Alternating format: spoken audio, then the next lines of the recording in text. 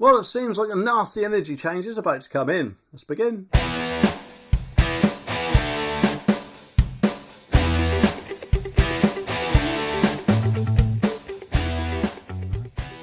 Apparently, if you're finding it hard to pay your energy bills, because let's face it, they seem to be going up quicker than a bank gets profits. However, unfortunately, according to this article, a change has happened. And this change could mean that from today, silent suppliers are allowed to break into your house once again and force fit prepayment meters, which is absolute joke, isn't it? I mean, obviously I understand that a company is not a charity and therefore needs to be paid the money as owed. However, you'd like to think that something like that would be the last resort, wouldn't you? Where all the other options are exhausted. However, from what I've heard in previous cases, that doesn't seem to be the case. The article says that it comes a year after the Times investigation, which revealed that British Gas apparently sent a Vartitor, I think that says, debt collection agents to break into people's homes and force fit, apparently, prepayment meters. But the new code of practice governing the installation of prepayment meters, which apparently all energy companies signed up to last April, was put in place after the Times investigation. And even though all firms signed up to it, they are still banned at the moment from force-fitting prepayment meters until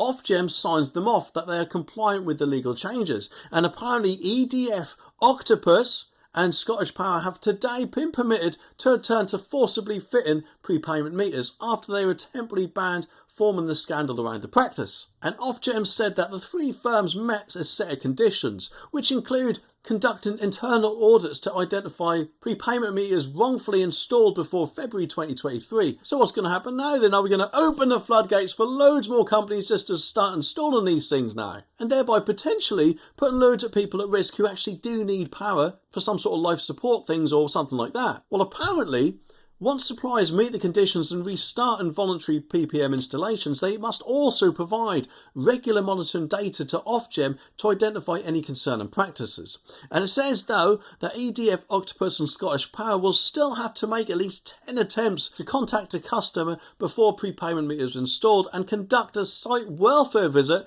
before proceeding. And it does also say, though, that these firms are not allowed to forcibly fit a prepayment meter if a household is considered to include a highest risk customers, which actually hopefully should relieve a lot of people. Because it does, according to this, includes those who require a continuous energy supply for health reasons and have an older occupant aged 75 or over without support, or those with children under 2 years old. So they have actually thought about this, which is a good thing, because from what I've heard before, there wasn't really much things put in place like that. And yes, people do need to pay the debt that they owe. However, it's not easy at the moment, is it, in a cost of living crisis? You'd like to think other arrangements could be put in place where, I don't know, the energy company might actually give you a line of credit where they're happy to take, I don't know, £5 or £10 a month for a certain number of months and then make arrangements to pay that other debt off, as well as continuing, of course, to pay what you're then currently using, no matter how long it takes for you to pay off that debt. I mean, they could say, I don't know, continue to pay us £5 or £10 a month on top of your current bills until the debt is paid off. And yes,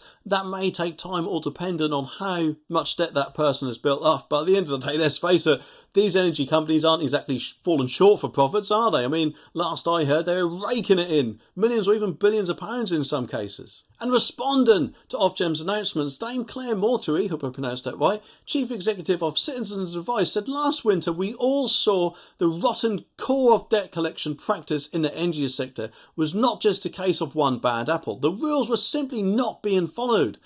As the temporary ban on force fitting comes to an end, people need reassurance from suppliers that they won't be wrongfully forced on a meter when there's clear evidence that they shouldn't be, which in my opinion is actually correct.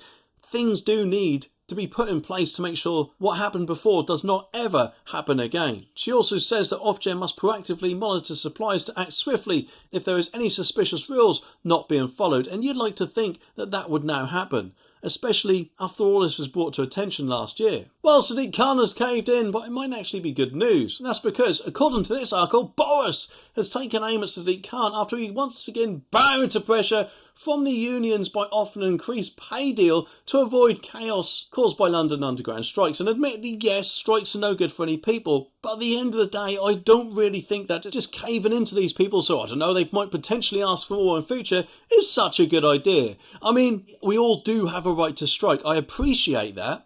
But how often do we hear stories of train drivers striking? It seems like once every couple of weeks or so, doesn't it? before they're once again not happy with the wages and they say, oh, I'm not happy, I'm not working. At the end of the day, these people surely knew the rate of their pay when they started the job, which as far as I've heard is about 65 grand now, which is not short change, is it? I mean, I'd love to be in a job where I earn 65 grand a year, like I'm sure many people would be. However, that doesn't seem to be enough for them if that's what these guys are also on, because they were going to strike again until, that is, Sadiq Khan called them up, I'm guessing, and just said, look, we'll make out a deal. And the strike was called off 20 minutes, apparently, before it was due to start. And Boris says that this is a foretaste of what the nation could expect under the Labour Party, which admittedly is probably right, isn't it? Labour does seem to be on the side of the unions rather than on the side of the public. And who knows how much people, or companies rather, will strike once they get into power, because they know that. And at the end of the day, whilst of course it is good strikes aren't happening, it is our tax money which is paying their wages, surely. But if, of course, he's saying he's going to pay it with the money they earn on the London Underground, just remember the London Underground, as far as I'm aware, is partially funded by the government, or gets donations of the government or whatever. So where that money could have actually been used on improving things, the only thing it is going to improve is the train drivers' pockets, it seems, which is just absolutely ridiculous when they're on £65,000 a year, remember, as has been reported before. The RMT called off its strike action at 5:10 p.m. on Sunday, just 20 minutes before commuters were told to complete their journey. Transport for London confirmed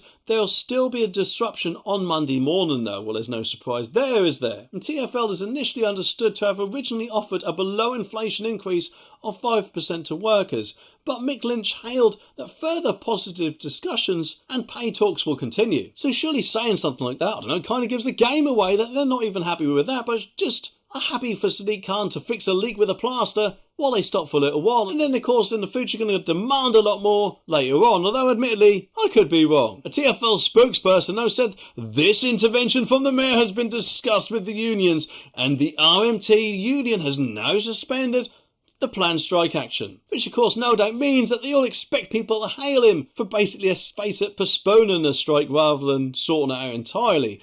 I personally, if it was me of course, would have took a much hard-line approach and said, so, are you on 65 grand? A lot of other people are in a cost of living crisis. You're not getting any more. And if you don't like that, then you're welcome to find another job. I mean, I'm sure there'll be plenty of other people who are willing to take a 65 grand job. But it's understood apparently that the money from the deal will come from a plan in the latest annual budget. And Khan's office believed strike action would cost the capital's hospitality industry a £50 million alone, reports the Telegraph. So maybe, who knows, he might cut down on the Christmas staff parties for Transport for London, or maybe, just maybe, who knows, maybe one or two of his own personal expenses, although of course I don't think that will happen. But Susan Hall, the Tory mayoral candidate who will take on Mr Khan when he stands for re-election in May, said that whilst I am pleased the strikes have been postponed, the reality is that Sadiq Khan has only brought himself some breathing room before the election. And so long as our mayor is in the pocket of his union's paymasters, TfL strikes will continue and cause needless disruption. Which, to be honest, yes, I think is a more accurate representation of what Sadiq Khan is doing.